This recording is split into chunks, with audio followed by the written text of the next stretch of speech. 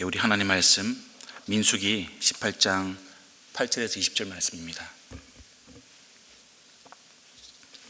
우리 한 절씩 교독하겠습니다. 주님께서 아론에게 말씀하셨다. 내가 제물로 받은 것 이스라엘 자손이 거룩히 구별하여 나에게 바치는 것은 모두 너에게 준다. 나는 그것들을 너와 너의 아들들의 몫으로 언제나 지켜야 할 규례로 준다. 다음은 아주 거룩한 것으로서 너의 것이 될 것이다.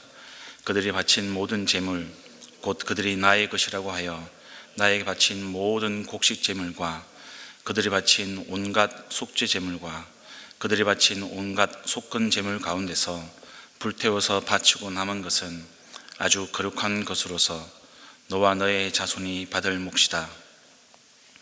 너는 그것을 아주 거룩한 곳에서만 먹도록 하여라.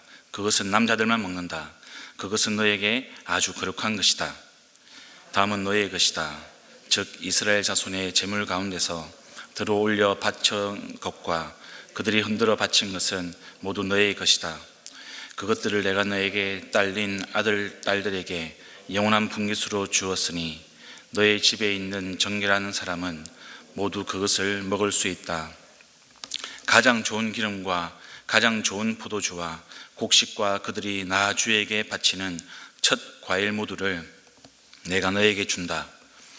그들의 땅에서 난 처음 익은 열매 가운데서 그들이 나 주에게 가져오는 것은 모두 너의 것이다. 너희 집에 있는 정결한 사람은 모두 그것을 먹을 수 있다. 이스라엘 안에서 나의 몫으로 바쳐진 것은 다 너의 것이다. 그들이 나 주에게 바치면 사람이거나 짐승이거나 어떤 것이든지 살아있는 것들의 태를 처음 열고 나온 것은 모두 너의 것이다. 그러나 사람의 마지는 내가 속전을 받고 반드시 되돌려 주어야 한다.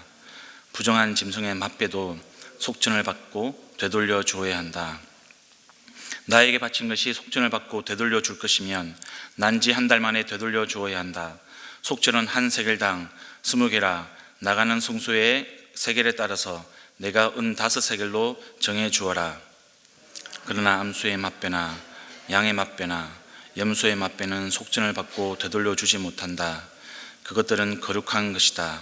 너는 그것들의 피는 제단 위에 뿌리고 그것들의 기름은 불태워 바치는 제물로 불살라서 나 주를 기쁘게 하는 향기로 나 주에게 바쳐라. 그러나 흔들어 바친 가슴 고기와 오른쪽 넓적 다리가 너의 것인 것처럼 그것들의 고기도 너의 것이다. 이스라엘 자손이 들어올려 나 주에게 바친 거룩한 제물은 내가 너와 너에게 딸린 아들 딸들에게 영원한 분깃으로 모두 준다. 이것은 너와 너의 자손을 위하여 주 앞에서 되도록 지켜야 하는 소금 언약이다. 함께 있습니다. 주님께서 아론에게 말씀하셨다. 너는 그들의 땅에서는 아무런 유산도 없다. 그들과 더불어 함께 나눌 몫이 너에게는 없다. 이스라엘 자손 가운데서 내가 받은 목, 내가 차지할 유산은 바로 나다. 아멘.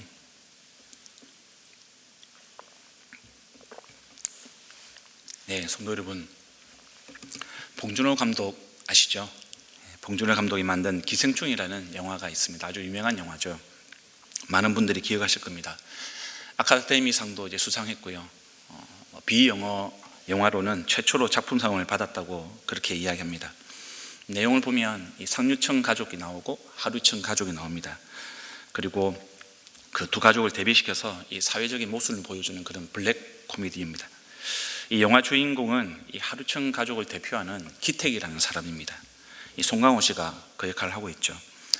영화 가운데 여러 유명한 장면들이 나오는데요. 그 중에 기억에 남는 장면 하나를 소개를 하면 이 반지하에 살아갑니다. 이 기택이라는 이 가족 여러 명이 반지하에 살아가는데 가난하게 살아가는 이 아버지 기택에게는 이 아들 한 명, 딸 한 명 이렇게 남매가 있습니다. 이 아들의 이름은 기우라는 사람이고요. 또 딸의 이름은 기정이라는 사람입니다. 아들 기우는 명문대 친구 대신에 부잣집 과외 선생이 되기 위해서 이 동생이 유주해 준 그런 대학 증명서를 가지고 들고 나가는 그런 장면이 영화 가운데 나옵니다. 이를 본 아버지 기택이 자기 동생이 만들어진 그런 위조 문서를 보면서 이 아이가 서울대학교에 문서위조학과가 있으면 거기에 붙겠다라고 이렇게 자랑스러워합니다. 이 말을 듣고 기우가 자신이 내년에 이 대학에 꼭 들어갈 것이기 때문에 자기 행동이 어떤 위조나 그런 범죄가 아니라고, 그렇게 생각하지 않는다고 이야기합니다. 그냥 서류만 좀 일찍 짠 거라고, 만든 거라고 그렇게 이야기합니다. 이 말을 듣고 아버지 기택의 반응이 재미있습니다. 아들에게 이렇게 이야기합니다. 오, 너는 다 계획이 있구나. 그렇게 감탄을 하는 장면이 나옵니다. 영화에서는 이런 속임수를 통해서 기우가 이 부잣집 딸의 과외 선생이 되었고요. 이를 계기로 그는 신분 상승의 욕구를 경험하게 됩니다. 평론가들은 이 기우라는 이름이 걱정하는 사람, 그런 모습을 잘 나타내는 거라고, 그 이름이 그 캐릭터를 나타내고 있는 거라고 그렇게 해석을 하고 있습니다. 영화에서처럼 이런 속임수는 아니지만 많은 사람들이 일반적으로 더 나은 자신의 삶과 미래를 준비하면서 나름의 계획을 세우고 살아가고 있습니다. 공부 계획, 유학 계획, 취직 계획, 이직, 이사, 투자, 저축, 재정, 지출, 건강 관리까지 참 많은 계획들을 세우고 살아가고 있습니다. 그리고 자신의 어떤 생각이나 자신의 계획대로 진행되지 않거나 결과가 신통찮으면 걱정하거나 또 불안해하기도 합니다. 또 그런 걱정과 불안을 떨치기 위해서 또 다른 새로운 계획을 세우기도 하죠. 세상 사람들이 세우는 어떤 계획의 배경, 그런 배경에는 이런 삶에 대한 근본적인 걱정, 불안, 혹은 내 자신의 어떤 욕구나 욕망을 실현시켜가는 그런 마음이 배경이 되고 있습니다. 물론 우리 그리스도인들도 삶의 그리고 미래에 대한 그런 계획들을 세우고 살아갑니다. 내용을 보면 세상 사람들이 세워가는 그런 계획, 그런 미래에 대한 생각과 크게 다를 바가 없어 보입니다. 근데 여러분, 근본적으로 세상 사람들과의 어떤 그런 계획, 생각과 다른 점이 있습니다. 그것이 바로 믿음입니다. 믿음. 하나님에 대한 믿음이죠.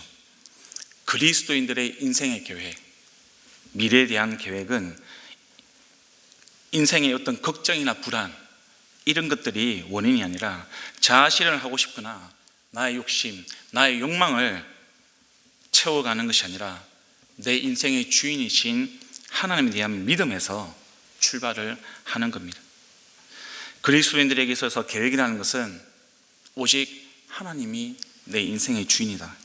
내 인생을 책임지시고 인도하시는 분이 오직 나의 하나님, 나의 아버지밖에 없으며 오직 그분만을 의지하면서 그분의 뜻과 그분의 비전과 그분의 소망을 발견하며 이루어가는 과정, 그것이 우리 그리스도인들의 계획인 것입니다.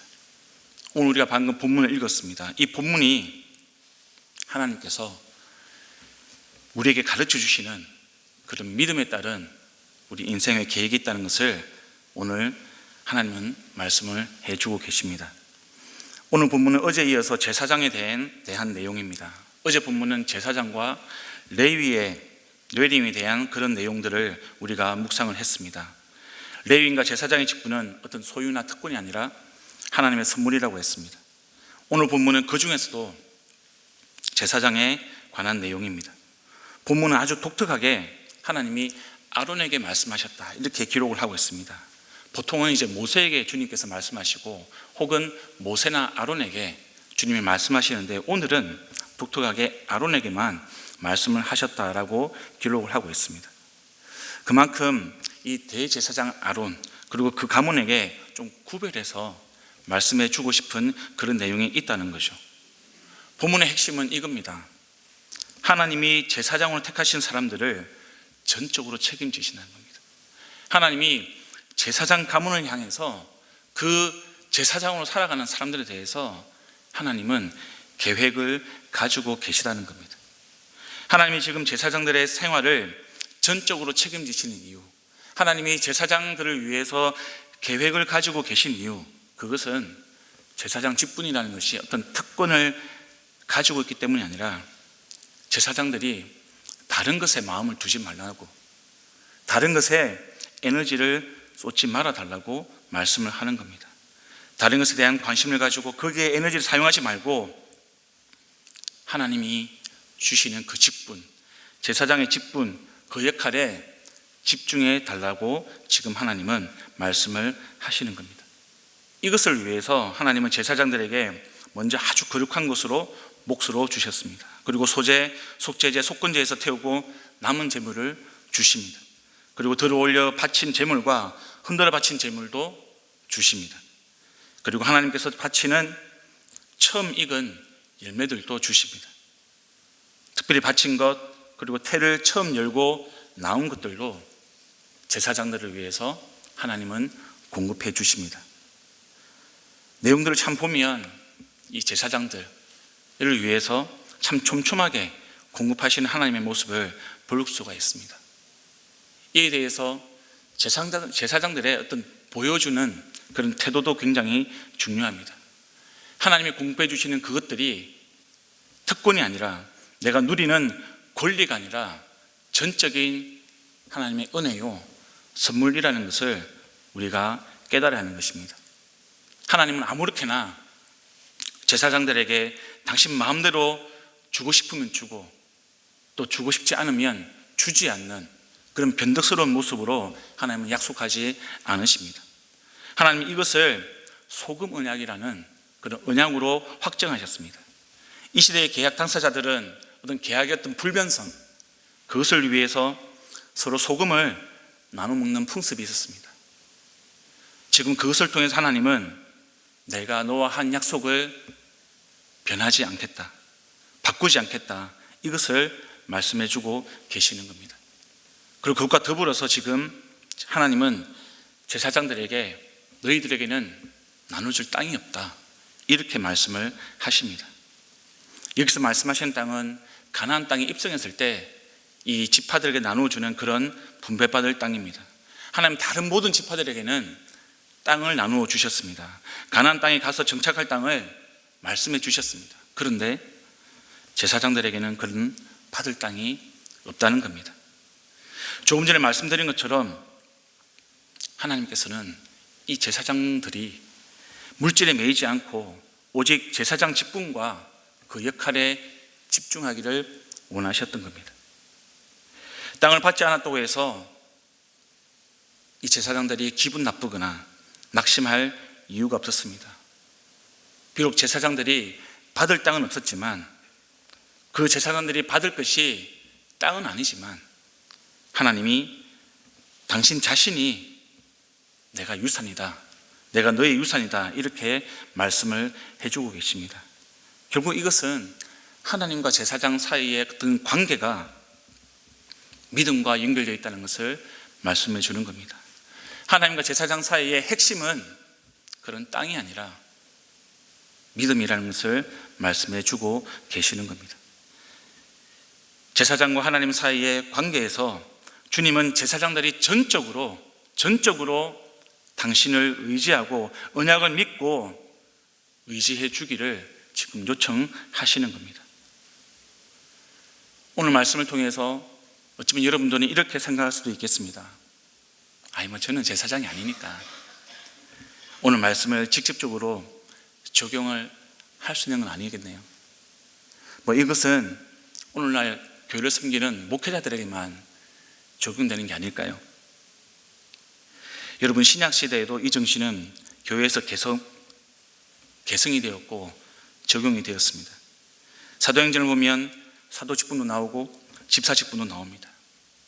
우리가 말씀을 보면 그런 배경과 역할도 이 제사장의 이 정신이 녹아져 있습니다. 그래서 이것을 목회자들에게 적용하는 것도 틀린 것은 아닙니다. 근데 여러분, 이 정신이 목회자에게만 적용되는 것이 아니라는 것을 우리는 알아야 됩니다. 모든 그리스도인들에게 적용될 수 있는 것이죠. 왜냐하면 우리는 예수 그리스도를 통해서 우리 모두가 다 왕같은 제사장이 되었기 때문입니다. 하나님은 저와 여러분을 왕같은 제사장으로 삼으셨습니다. 세상에 대해서 우리는 하나님의 제사장들입니다. 그래서 하나님께서 우리를 책임지신다는 그 믿음을 저와 여러분은 오늘 붙들어야 되는 것입니다. 그러니 우리가 너무 물질적으로만 우리의 삶과 우리의 인생의 계획을 한정 짓지 않기를 소망합니다. 물질을 섬기지 않기를 원합니다. 물질 때문에 우리가 너무 걱정하거나 너무 염려하지 않기를 소망합니다. 마태복음 6장에는 이렇게 기록을 하고 있습니다. 하나님과 재물을 겸하여 섬기지 못할 것이다. 더불어서 우리 31절과 33절 마태복음 6장 기억하기를 원합니다. 그러므로 염려하게 이르기를 무엇을 먹을까 무엇을 마실까 무엇을 입을까 하지 말라. 이는 다 이방인들이 구하는 것이라. 너희 하늘 아버지께서 이 모든 것이 너희에게 있을 줄 아시느니라. 그런즉 너희는 먼저 그의 나라와 의를 구하라.